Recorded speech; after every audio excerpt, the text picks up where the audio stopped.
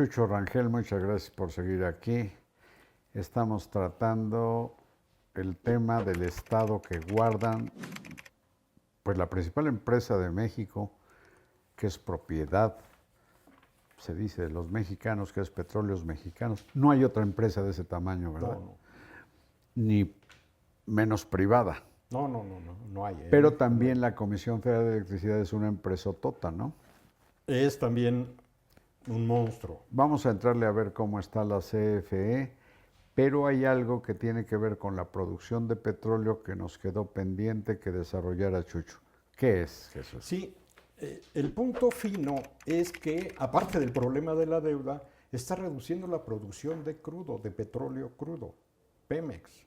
Pero en sus cuentas parece que estuviera produciendo Las más. cifras dicen lo contrario. Pero a ver, resulta, explícalo.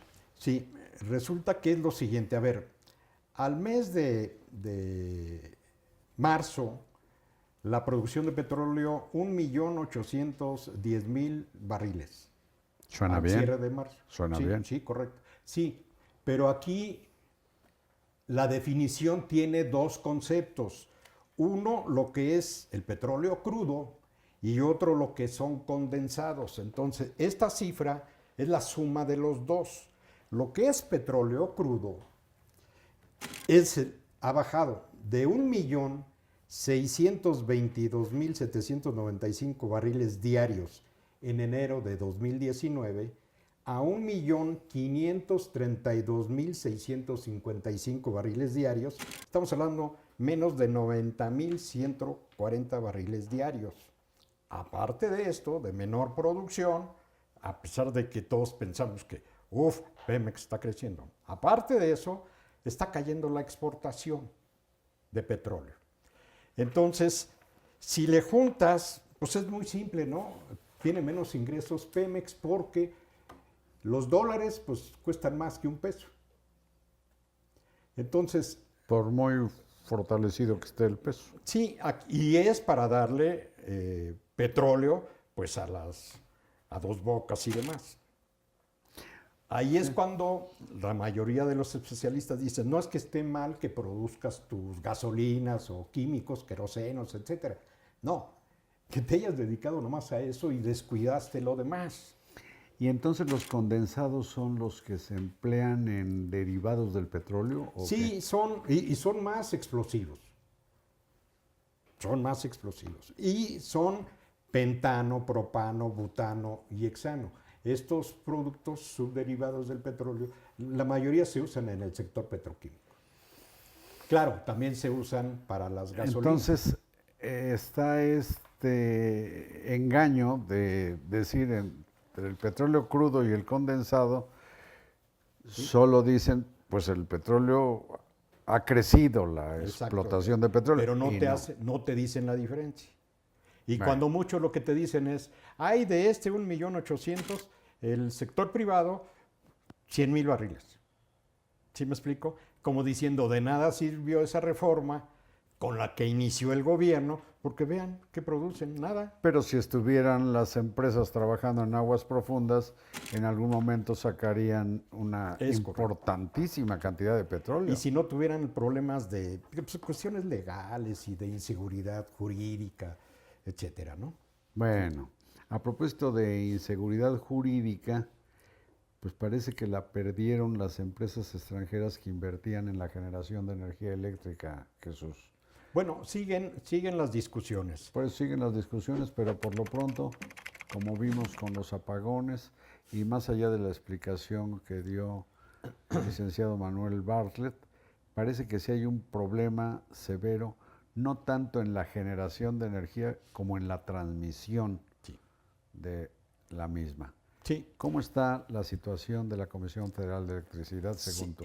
Sí, bueno, pues también no tiene el problema financiero de Pemex, de su deuda. Es alta, arriba de 1 billón de pesos, pero está a muy largo plazo. 1 millón de millones de pesos. Es correcto, pero está a muy largo plazo. Acuérdate que existen todavía lo que se llamaban pidiregas, eran empresas privadas que construían un centro de producción de electricidad, de diferentes cosas, y se paga a muy largo plazo y cuando se termina CFE se queda con la empresa.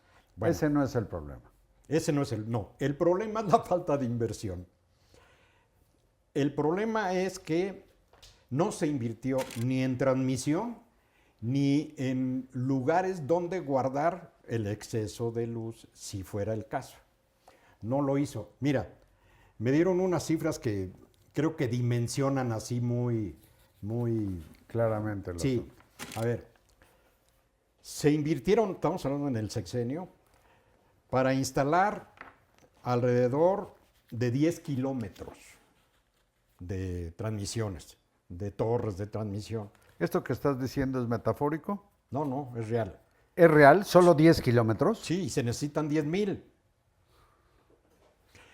Nada más considere, si me permites que considere la audiencia, que desde hace como 30 años se decía que la avenida Insurgentes de Ciudad de México mide 40 kilómetros. Es una de las avenidas más largas en el mundo.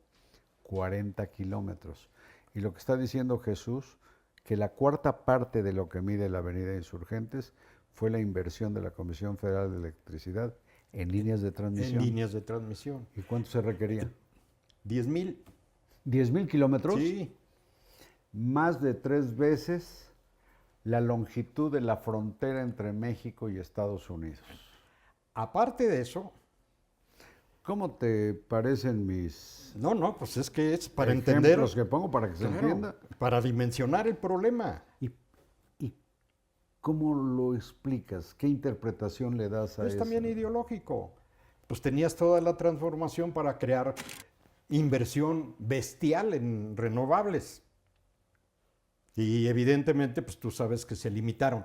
Están produciendo, yo no digo que no, pero ya no se están dando los permisos de forma ágil, el problema de negociación que tienes que hacer legal, por eso hablan de falta de garantías legales.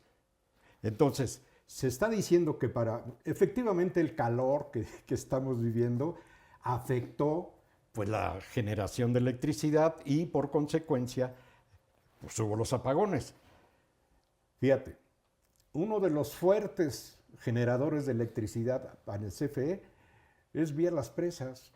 ¿Y cómo están? Secas. Por el propio calor. Entonces, aquí el problema también es, ¿por qué no te metiste a generación eólica? Bueno, hoy los franceses están diciendo que le ponen a México, a disposición de México, todo su expertise para otro tipo de generación eléctrica, geotérmica, etcétera. Y Estados Unidos lleva apenas 2 semanas de una propuesta a nivel país, pero donde participan todos, hasta la gente común y corriente, para ver la necesidad de poner generación eléctrica eólica en el mar. Pero así están participando las grandes empresas. Eso México no lo hace, no lo hizo y Y entiendo. no lo piensa. Y entiendo que eso incide en que México, pese a su potencialidad, no reciba inversiones del nearshoring, que dicen que pues muchas empresas podrían instalarse en México, pero no tienen ni seguridad jurídica, pero sobre todo no tendrían electricidad con que echar a andar sus plantas. Claro, la infraestructura es un gran problema y se puede perder una oportunidad única. Realmente estas son empresas monstruosas que te pueden traer no solo dinero, sino te pueden traer y desarrollar tecnología que no tenemos.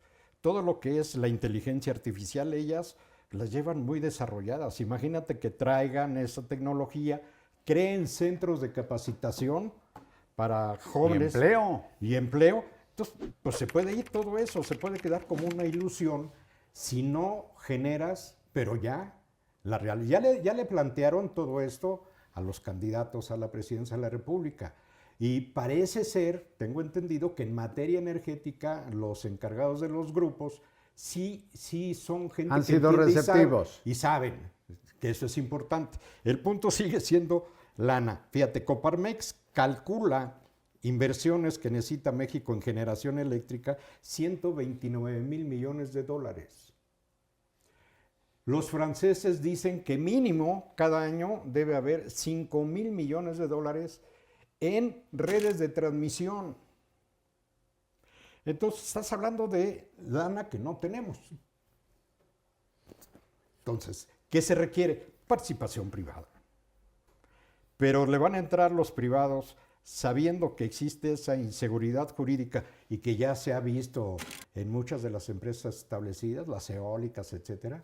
Pues ese es el problema. Mira, los franceses, hay Pero una... perdóname que te diga, sin embargo, este gobierno, que está por terminar, gobierno federal, pues dice que son, tanto Pemex como la CFE son mexicanas. Parece ser que ese es el mérito que encuentra en esta cerrazón a la inversión privada.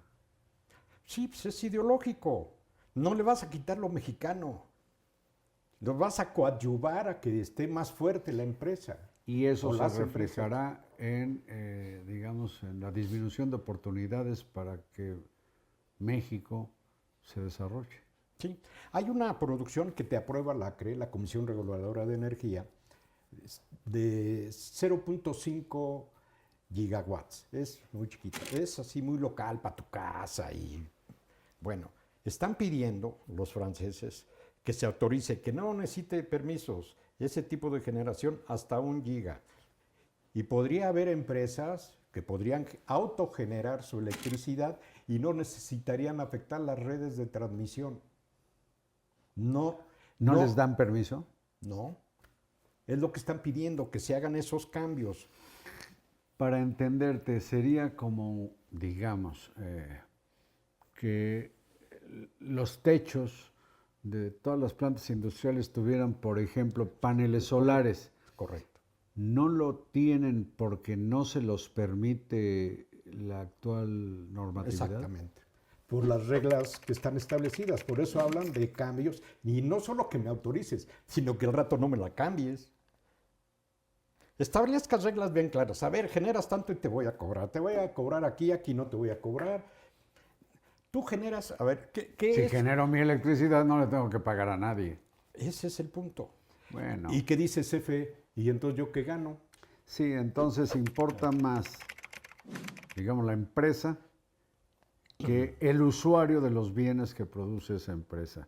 Está canijo, Jesús. Te Ese es el agradezco problema. mucho. Te agradezco mucho estas conversaciones. Al contrario. Me dejas pesimista.